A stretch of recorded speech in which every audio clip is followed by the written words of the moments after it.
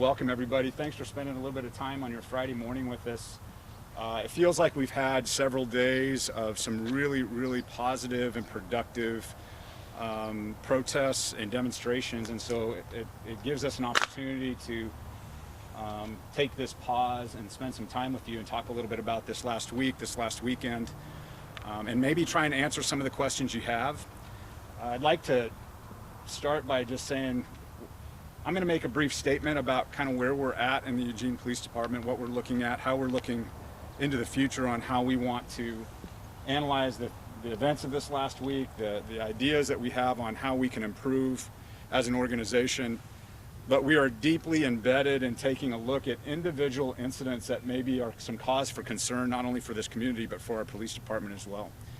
And so there may be some questions you might ask that are going to be about specifics of things that we haven't even had a chance to really dive into and better understand the details. And so my commitment to you is that that's happening, and my further commitment to you is that as we get into those details, we'll be able to talk more freely and more openly and more informed about those things. And so I apologize if there's some questions that we can't answer right now, but I'm sure that from a higher level we'll be able to answer many of your questions, and I'm hoping to be able to do that.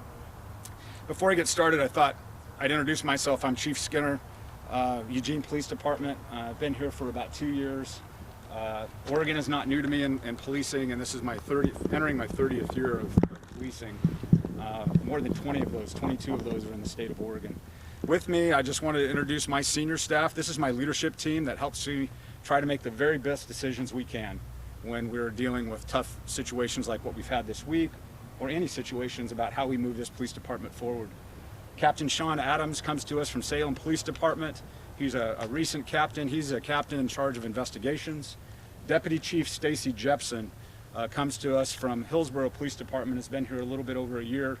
Stacy and I have a long-standing history, professional history, and she is my deputy chief of police here in the city of Eugene. Captain Eric Klinko has been here for almost 23 to 25 years, Eric, I believe, and he has a deep knowledge of the history of Eugene and has come up through the ranks and understands this community and this culture. Behind him is Director of Public Information, Melinda McLaughlin. She is the one that you know, and she's the face of EPD and one that you interface with. Captain Sherry Meisel, she's a captain over our Support Operations Division. She originally comes to us from the Detroit area, has been with us here in Eugene for over 5 years. And Director of Finance and Administration, Tim Shuck. Tim comes to us from the public sector with a deep background in finance and public sector management. And so I'm very proud of the team that we've built and just kind of the diversity within the team with respect to their experiences, which helps us make the very best decisions that we can when we're out serving this community. So thank you guys very much.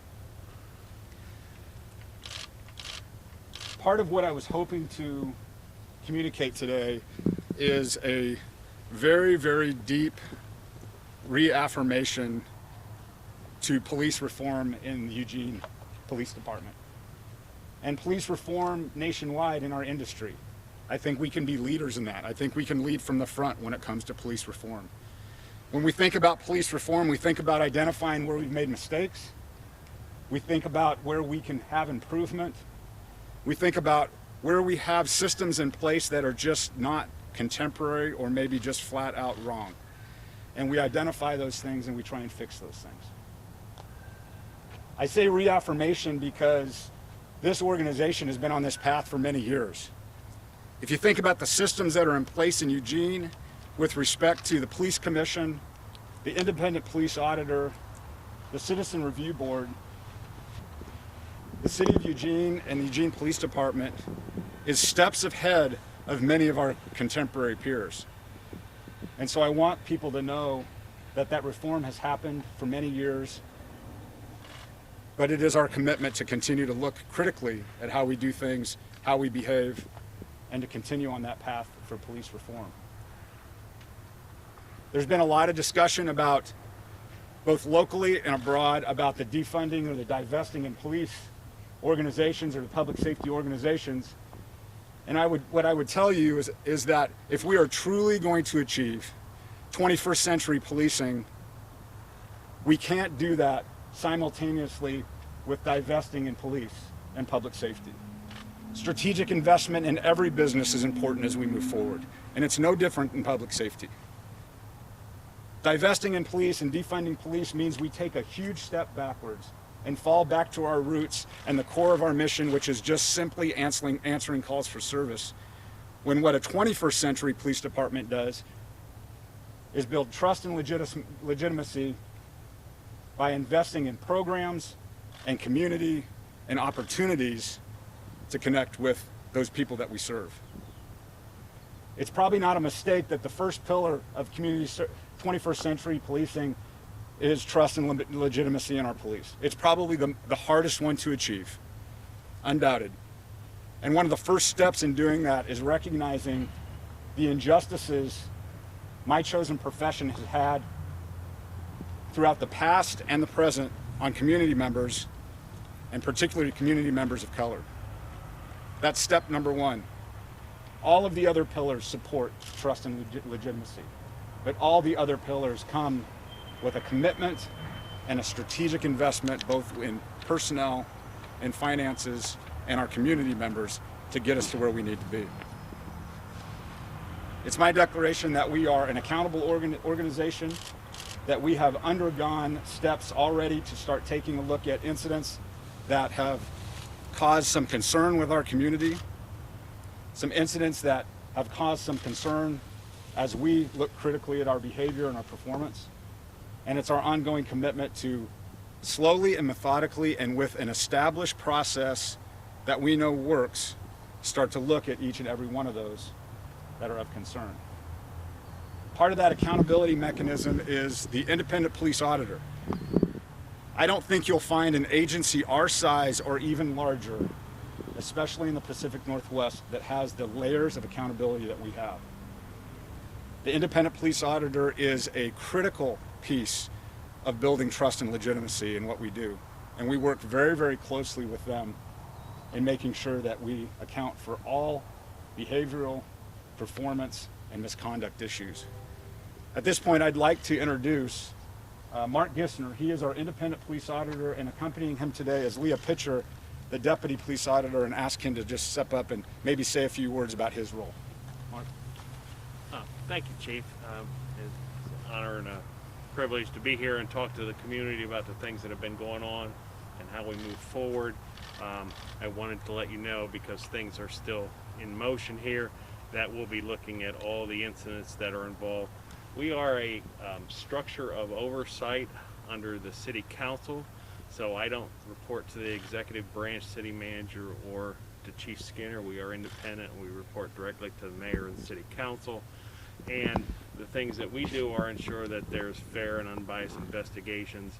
I have sole responsibility for classifying an event. For example, if there's an event that occurs, I decide whether it's an allegation of misconduct or a service complaint or a policy complaint or an incident review, and we look at it from there. We oversee the investigations of internal affairs. We make sure that we are satisfied with those investigations before it goes to the chief for final adjudication. We make adjudication recommendations to the chief. We do not have disciplinary power, and then we have a civilian review board, which in most instances reviews cases that we consider to be of importance to the community. It's a 7-member board that we have that looks at all the operations that we do. I think the chief makes a great point that we are a very vigorous organization. There are a few in the nation that have that legislative link instead of the executive branch link, and we are I think few in the nation that are created by charter, so you can't get rid of us without the vote of City Council or without the vote of the citizens. And there's requirements that we are adequately funded and staffed in a manner that we decide, not outsiders deciding. I would say, you know, the toughest part for us in the 11 years that I've been here is there's 458 exemptions in the public records law of the state of Oregon. And I think at times that ties our hands in terms of communicating to the community, to the media, about some of the things that have happened here and some of the corrections that have been made. And we do put out an annual report, but I know that many of the things that are talked about include lack of information and transparency. And so that's probably the Achilles heel that we have to deal with in terms of our agency. Leah, have I missed some of the important things? Because I don't want to tie you guys up very long. Again, my boss is the mayor and city council. I think, sorry, it's still awkward. Yeah. But I think the transparency piece is the most important thing. We've had multiple conversations with the chief over the last week about how to bring transparency to this process. I've been working in this job for 10 years. I've never seen this much response from the community about an incident or series of incidents. So we have a very involved population here in our city, and we've always known that. And I've seen a lot of evidence of that over the last week, and I'm impressed and happy to be a part of it. And I'm really hoping that our office in these investigations and going over what's been happening over the last week, that we bring transparency and help bring trust to this community. And I want to add, there's something out now, which I think is brilliant and easy to understand, is that 8 can't wait things with regard to policy. And I don't think there's a department anywhere in the nation in which we've strived to achieve those things. There's some things that need to be amended. And however, in terms of the level of transparency with regard to those 8 policies, and we've been very forceful because our review board is also on the police commission in advocating for those things. I think there's one that we've had discussions about getting rid of completely, that Keratoid holds. But in my 12 years, that has only been used once, and in its application, another officer was able to identify that the officer who was applying that was using it incorrectly and stopped it. So one of the important aspects of that 8 can't wait is officers reporting on other officers. And that occurs in this organization. Again, we can't publicize it and we can't identify people because of one of the exemptions or 2 of the exemptions in the public records law. But that occurs in this organization. There are officers that step forward and file complaints against other officers on contacts with members of the community. And I know that it takes courage to do that when you're in this type of organization, but that does occur, and that's one of the canons of that 8 can't wait movement. I'm ready for questions. Anybody, or you're ready for questions?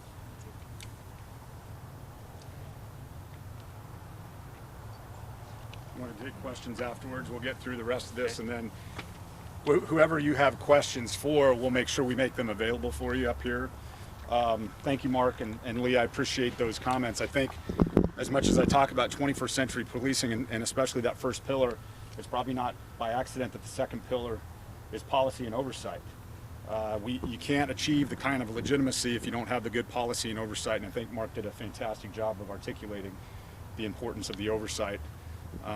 It was our intent, if you have not already seen, it's our intent to try and make available to you any policy you need to see around what governs the Eugene Police Department. Many of you may have gotten on the website and have downloaded those. If you haven't, we want to make sure that you have access to those so you can see what those are, and in case you have some questions about that. The other thing that comes up is making sure that we have the right individuals wearing this uniform that serve this community. I've talked often about what we saw in Minnesota with Mr. Floyd was not a training issue. It was not a misapplied technique. It wasn't a lack of training, in my estimation, based on what I saw. I believe it was a character issue. Part of what we try to do in the Eugene Police Department is recruit, select, and vet the best and the brightest to wear this uniform. And yes, we don't always get it right.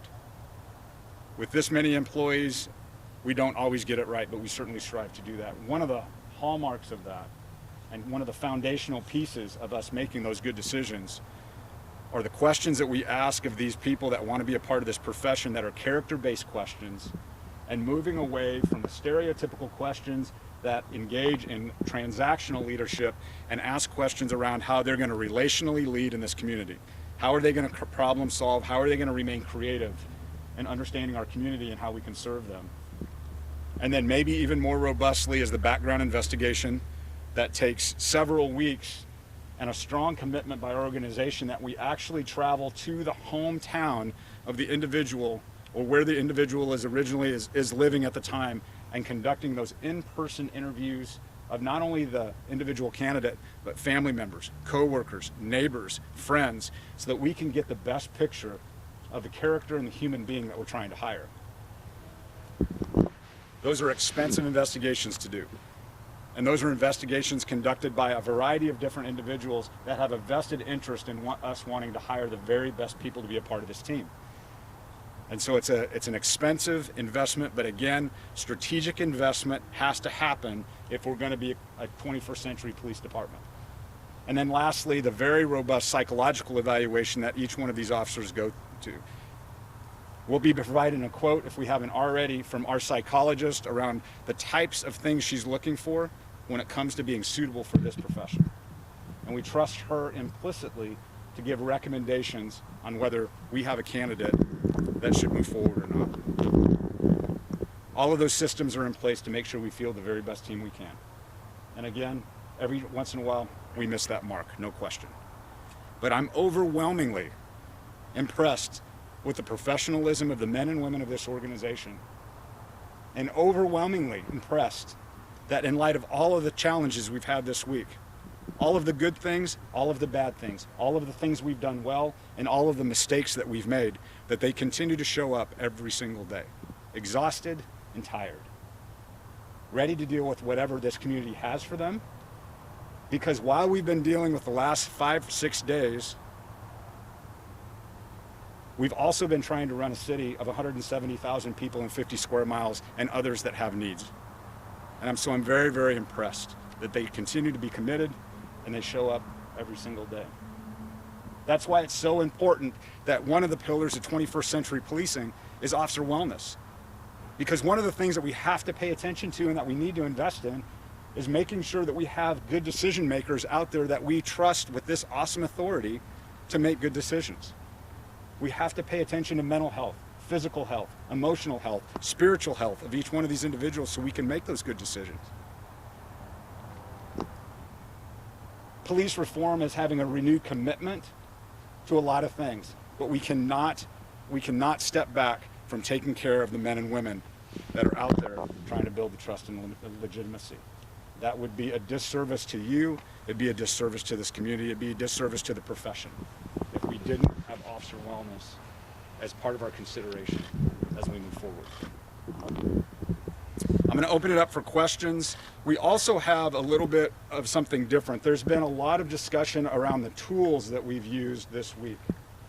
A lot of really good information, and in some cases some information that maybe is a little bit misguided or misunderstood. And so we want to provide you an opportunity, maybe not in a formal sense, but maybe after we're done with questions, to be able to take a look at, feel, touch the types of munitions, whether it be the gas munitions that we use, or the extended range impact munitions that we use, or the pepper ball munitions that we've used, which are very much like paintball, if that's something that you're familiar with. We want to open that up, an opportunity for that. We want to demystify the tools that we use to try and gain control of difficult situations. And so that will be offered at the end of this. So at this point, I'm going to take a step back. We have a variety of people here. They're subject matter experts that you can get with one-on-one if you want, and if they're comfortable. I'll try to answer the majority of the questions, but I may be relying on a couple of individuals to be able to fill in the blanks. So again, I apologize in advance if I can't answer all of the really detailed questions. As Mark alluded to, we have a long process ahead of us for us to be able to take a critical look at each one of those isolated incidents that we have. So. Well, Chief, on that point, I mean, in your understanding, has every use of those non-lethal and chemical deterrents been appropriate? We don't know we won't be able to answer that until we have a chance to fully investigate that. Part of that investigation is being able to fully understand the context before the deployment of those.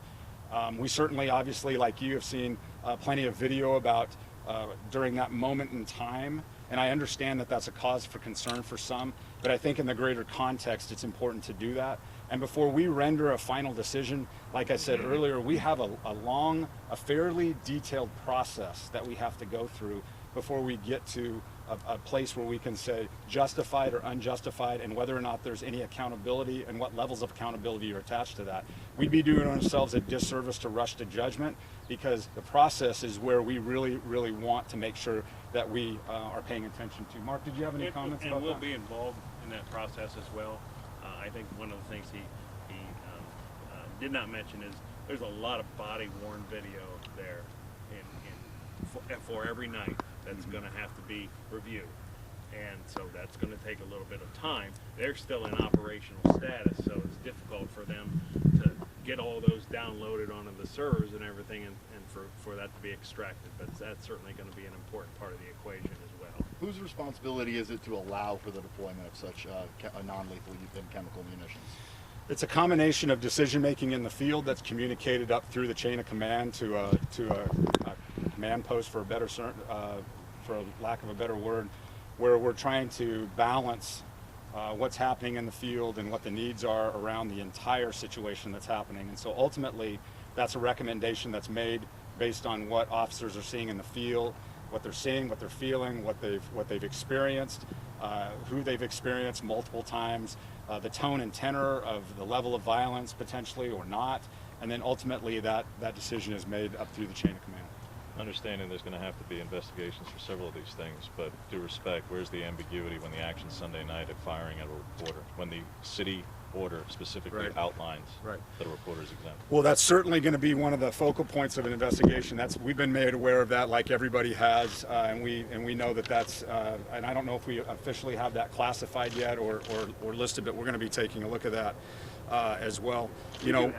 It's officially classified. Okay. It was live streamed to 2,000 people, and so we got a few phone calls about that and things like that. So I think that's those events that occurred Sunday evening have already been isolated as something that's going to be taken as a deep dive, for lack of a better term. Sure. So yeah, that moment in time, and I had a chance to talk with Henry and talk to him a little bit about that, and personally apologize for that. That incident should have never happened. There's no question about that. That incident should have never occurred the way it occurred. Part of what we need to better understand is have an opportunity to talk to the officer that actually deployed the canister of gas. All of the gas that we deploy is hand tossed. It's not fired at people. It's not launched out of a weapon system with any kind of charge. It's hand tossed. And part of really understanding the complementary piece to what we saw on video is actually having an interview with the officer to figure out what the officer's intent was, because I think that's important here. If there was any malicious intent there. If another agent of the state did the same thing to a reporter, do you not personally view that as a First Amendment violation, a violation of First Amendment? Well, what I would tell you is that I think that it's important for us to understand the full context before we rush to judgment on whether there was a constitutional violation there. So that's my commitment, is that if that is a constitutional violation, it'll be classified as such, and we'll conduct a thorough and intense investigation to determine that. While you've created the protocol now for these passes, if I may demonstrate. For these what? I'm sorry? For these passes, for these credentials, for these pieces of paper. paper Passes, you've okay. provided Thank you, for sir. us. Yeah. If I may, I have a grave concern professionally here. Okay. It's dark. Folks are obviously agitated, tired, as you've mentioned. I, personally also a CHL license holder, am reaching. Press, and I'm reaching. Does that not leave me susceptible, or any of us susceptible? I think it leaves our entire community susceptible. When we have a situation as violent as we saw Friday night, especially, as it kind of de-escalated through the weekend, and that we've had several days of nothing but exemplary performance by our protesters and demonstrators. I think it leaves everybody susceptible, and it's something that's not only that we deal with at this moment in time, dealing with these protests, but these officers deal with every single day in dealing with our community when somebody that we're approaching is reaching for under their coat in their back pocket. And what I would tell you is that we on every occasion, if possible, try to with due caution, not rush to judgment about what an individual is reaching for. And so I would say as we move forward, we try to set a system up that readily recognizes our members of the free press inside those curfew areas. Quite frankly, we have had several nights of no curfew where we've had to have that as an issue. But I think there's some systems we can put in place that creates a level of safety, not only for members of the press and the community, but also for law enforcement professionals. There was video taken Saturday night by a private citizen purporting to show a drone overhead. Personally, Sunday and Monday night, I believe I heard one. Has the Eugene Police Department utilized the drone? We have 100% utilized our drone to be able to monitor from several hundred feet the direction of the crowd, so that we can mostly be able to provide for some levels of safety. You've seen police officers on the ground trying to block off streets, our motors officers trying to block off streets, but we're mindful of incidents we've seen happen nationwide where people with ill intent have driven vehicles into protesters. And being able to see that from that literal several 100-foot view gives us a good sense of where we need to block off streets, the direction of the protesters, so that we can account for some safety mechanisms there as well. There's been no individual drone movement, to my knowledge, that has done anything other than be able to take and capture a larger picture of what's going on with these movements for their safety. Speaking of the events that happened where curfew was enacted, do you believe that there was ample time between the curfew being announced and it being enforced? Do you think people were given warning before action was taken, whether that be arrest or these methods of dispersing them? What I will tell you is that hindsight makes us all really, really smart. And in hindsight, the answer to your question is no. We could have been a little more thoughtful about the timing of the curfew on Sunday night. There's no question about that. We'll own that. That's one of those opportunities for us to look at how we decided to put a strategy in place to keep this community safe. And it was not done in a timely fashion to allow for some of the compliance that we needed. And so that's one of the pieces when we think about debriefing this. And again, I have to remind you, we're in 2 declarations of emergency right now. We're still in a pandemic declaration of emergency, and we're still under a declaration based on Friday's actions. And each night we have staff that are still having to be mindful of the ongoing protests that are undoubtedly going to occur. And so when we get a chance to step back from all of that and debrief that, that'll be a focal point of lessons learned and what we should have done differently, I'm sure.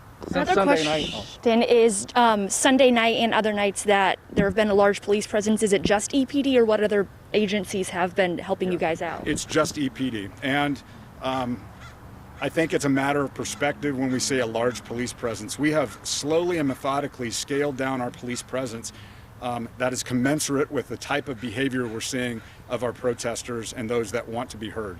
And so I'm pleased with the direction we're going. I'm pleased with the behavior I'm seeing. I'm pleased with the way our office has tried to be thoughtful about the resources that we put out there and to not be overly seen, to allow some space for people to be able to be heard throughout our community. Since Sunday, has there been any more assessments and changes in how the EPD works with journalists in the field? I do believe that we've had some systems in place since then. I'm not going to be able to speak to the details of that. Melinda could come up and speak to that if she would like to do that. But I think that's maybe an important piece to talk about, because we certainly want to make sure we ensure safety of everybody that's involved. Melinda?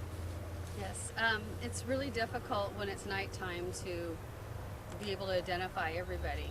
So what we've done is we've asked for media who want to be within the curfew zone to go ahead and send us their picture and description, and we've provided that to the watch commander. In addition, we're making sure they wear a plaque, and it's created by the City of Eugene, and we want them to wear that visibly. We've also asked them to wear any logo gear that they have. If they're in a vehicle, to have it be marked. And then I've been working with the City of Eugene City Manager's PIO to see if perhaps we can purchase some vests that are reflective. And that would be really indicative of if somebody's a media or not. I wonder how are we supposed to wear this? I would say it would be a really good idea to laminate it and This, pull punch an it. 8.5 by 11 sheet of paper I'm supposed to wear? I think if you laminate it and put some holes in it, it would be great. And if you have some feedback for us, we're more than willing to take the feedback and create something different. And then I also would be curious as to your feedback on whether or not you like to wear a vest or not. That does make you very visible. It would be reflective. It would say media on it. And I've talked to Laura Hammond, the city manager's office, and she said that we do have some funding for that. So if you're interested, just I would like that feedback, please. Thank you, Melinda. I have a quick question for Sure. you again. For those of us that have been out, at night, we've seen a radical difference between, the responses that protesters are getting, even from Sunday night until last night when you guys allowed for protesters to block, a major freeway. Why have you guys really scaled back that response, and what are you expecting, this weekend? So the scaling back of the response is a byproduct of us trying to learn some things from Friday's events through the weekend into Monday, Tuesday, Wednesday, and last night. Really, the scaled back response is kind of a symbiotic relationship between the police and the protesters, and extending a little bit of faith on both sides to see if both sides can behave a little bit differently. One of the things that occurred on Monday night, as our protesters sat in the street on 10th Street by Monroe Park getting ready to march, is an attempt, quite honestly, I just drove down to have a conversation with anybody that's willing to have a conversation with me. And the question was, how do we both achieve safely and peacefully the things that we both want to achieve? Them being heard, them being seen, and us keeping a community safe. And I was met with some reception. They were fairly receptive to that, and I think that dialogue was helpful that night as well. We saw our first night on Monday of being a little bit more organized and a little bit more lawful in their approach to protesting. And so subsequent to that, you saw some other measures of trust extended on Tuesday and Wednesday and Thursday with the absence of a curfew. And I'm just so very pleased with the people that are coming out to be heard and still are angry and frustrated and very saddened by what happened in Minnesota, that they've had the opportunity to do those things. We've made it a conscious choice to allow them to take over the streets and to create a path for them the best we can. And they've become more organized. They've got people trying to block intersections. They've got people trying to be forward looking to make sure that they're safe as well. But we know that individuals on foot aren't always best capable to do that. So we want to put some resources there. And so we're hopeful that that's what we will see into the future, is that we'll see those continue to happen as long as they're willing to come together and do those things. And it's our job to kind of safely and peacefully be able to facilitate for that for them. These protesters have been nothing short of amazing from time to time.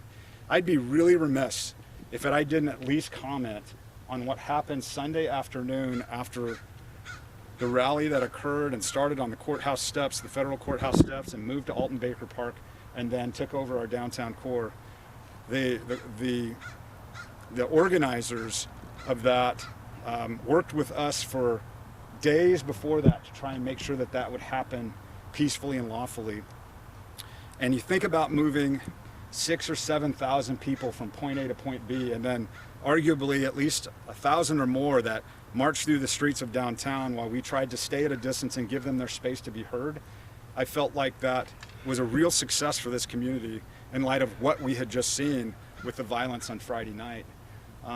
We had a couple of near misses in there, and so I'd like to call out one individual who was, I think, instrumental in avoiding a turning point in that. Isaiah Wagner stepped in to a situation that could have been very, very dangerous and could have become very, very violent. And so I want to just publicly appreciate Isaiah Wagner. I've not met him in person. I would love to thank him in person for being a man of character and a man of courage in a time where others maybe would have not done that. And so there are some real successes that we're celebrating. A couple more questions? Can you explain EPD's policies and procedures when it comes to micro strikes?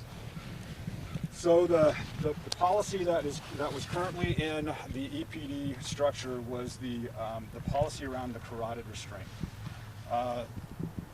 It's interesting as you look at the vernacular of chokehold. There is, from years ago, there have been two different types of techniques. One that blocks the airway and has a tendency to block the airway, which is truly choking or strangulation, quite frankly. And the other one, which just cuts off the carotid blood flow, which allows for the individual to go into a semi-state of consciousness so that you can take them under control. With an executive directive that was signed by me yesterday, we have taken a first step before we have a chance to really review these with our police commission. I've taken the first step of immediately prohibiting officers from using the carotid restraint unless lethal force is justified. And so that's where we stand right now with that policy. Chief, I had a question. So Friday night, the EPD didn't really respond to the situation until the businesses had been destroyed and looted. And what was, I guess, the change in strategy from that night to Sunday when some of the protesters standing along Whole Foods were arrested, and then the other munition methods were? Sure. Thank you for that question. One of the things that occurred, I'm not going to go into the details about, and you've heard me say this openly, that we got caught flat-footed on Friday night. We did not have that in any intelligence brief. We didn't have any sense that was going to be occurring. We did see that group start to gather, and it was fairly small at the time, and we were monitoring from a distance, and that group grew very, very quickly to a size that was unmanageable for the resources that we had on duty. And so we were efforting more resources as that group had a tendency to get a little bit more violent, and we saw what happened on Friday night. Part of our moving into the weekend on Saturday and Sunday, I'd be irresponsible if I didn't at some point plan for Saturday and Sunday looking through the lens of what occurred Friday night, knowing that that type of violence and frustration and hate could manifest itself in such violent behavior for our community and our business community and our downtown core, which is where they were. And so through that lens, we were trying to plan for Saturday night with more resources and Sunday night. And one of the things that we identified in Friday night's lessons learned is that violence had a tendency to erupt and catch fire, no pun intended, because we had a lot of that as well, but became very contagious as the group got larger and larger and larger. And in hindsight, if we would have been able to manage that group size and keep them in smaller individual groups, as opposed to a group of 200 and 300 people with some specific agitators within that group, that we might be more successful in preventing that violence. So part of Saturday and Sunday's strategy was to try and keep the group small, keep them dispersed, not allow for them to come together and maybe feed on that negative energy that we saw Friday night. And so that was part of the strategy for Saturday and Sunday. And then as we learned from Saturday and we learned from Sunday and moving into Monday, you can see how the strategy has changed. Who hasn't asked a question that would like to have a chance to talk? You answered all of mine. Okay. I want to be mindful of everybody. Chief, in the history of Eugene policing, has there ever been anything before the riots and these protests, the week-long worth of protests, to rival this? Have you? I would have to defer to Captain Klinko. He's been around for 25 years, and he's been in operations for that entire time. So, Eric, maybe you can speak to your experience here.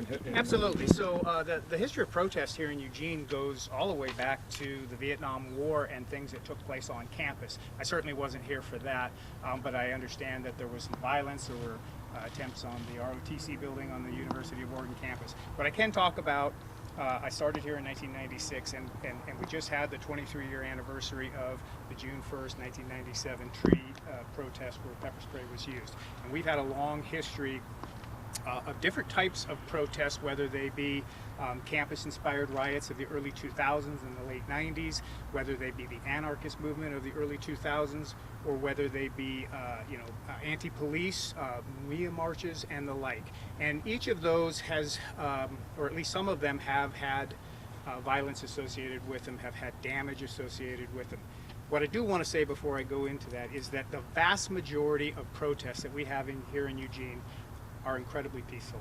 And most people, we learned almost 20 years ago that we are better served by reaching out to organizers when and if at all possible and trying to make the event safe. And so we continue to try and do that. In terms of the violence that we saw Friday night, I've never seen that here. And like I said, I can only go back to 1996. But the level of damage, the hatred, the vitriol, we've had fires started before. We've had street signs ripped down. The looting, I've never seen that here in Eugene. I've never seen people who probably, if they weren't caught up in the crowd dynamics, wouldn't have ever thought that they would be looting a Starbucks or looting a phone store or going into Jimmy John's. So there is some crowd dynamics that I'm not an expert in, but I do know that there are people who are absolutely always going to be peaceful protesters. And there's a segment that frankly can go either way, and then there's a very small segment that come with the ill intent to cause mayhem. And their goal is to use the anonymity of a big crowd to incite those who are sort of sitting on the fence. And the truth is, like the chief mentioned, the longer a group sits there, the more, you can see the energy of a crowd coming up. And it's a tough decision to make. Do we move now? Do we wait? Are we better served having them here? Do they disperse into the neighborhoods and cause mayhem? But in terms of what we saw Friday night, the hatred, we had an incident where one of our police cars was attacked. The amount of damage, I have not seen that here previously. Perhaps before my time, but not in the last 24 years. Thanks, sir. Chief, on Monday, you had indicated that the belief was that a lot of these individuals involved were from outside the Eugene Springfield area.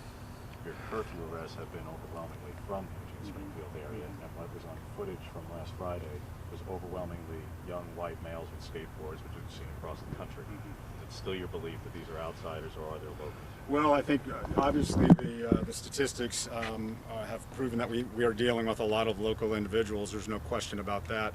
I think that some of our intelligence that we were gathering, social media, the Northwest Fusion Center, which does our intelligence gathering for our state and around the area, was suggesting many individuals that were traveling up from Roseburg area and down from Portland to participate in those. And we've seen many times in protests in my career, and certainly here in Eugene, where we have these protests and people have a tendency to come in, not care about this community, do what they came to do and leave. And so I do believe that there is still a significant presence of people that have traveled from the outside area that have come into the town. Is there a means by which, and I don't want to get into tactics because Sure. they're giving away to the wrongdoers. Yeah. Is there a means by which, through various levels of surveillance or other tactics, to at least gather information as to vehicles coming in and out of the area? Yeah, that's a great question, James. Where at all possible, when we think about this big pond of individuals, we would love to be able to fish for the right ones and be able to pull them out, to allow for the people that can stay there peacefully and do that. Unfortunately, absent good intelligence and kind of where to look for those, it sometimes is hard. Every once in a while, as we monitor the group dynamics with officers that are in the field trying to get eyes on and identify who that is, we can surgically go in with arrest teams and do that. But keep in mind, with a situation like Friday night, as violent as it was, even if we would have identified a few of those instigators based on the group dynamic, the amount of violence, I made the call to not put officers in harm's way to do that. If you think about the resources it takes to go in with an arrest team of 2 for a single individual, and then the number of officers it would take to surround that arrest team to make sure that they were safe, it was not the right call for me to make that night, to put officers in harm's way. Because when I do something like that, and we go in and we run the risk of a major violent confrontation with people, then we end up hurting people.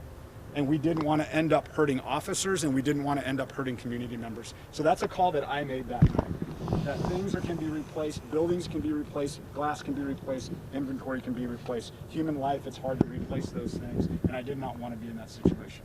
So I'm going to stop there. Thank you guys so much for coming. Great questions.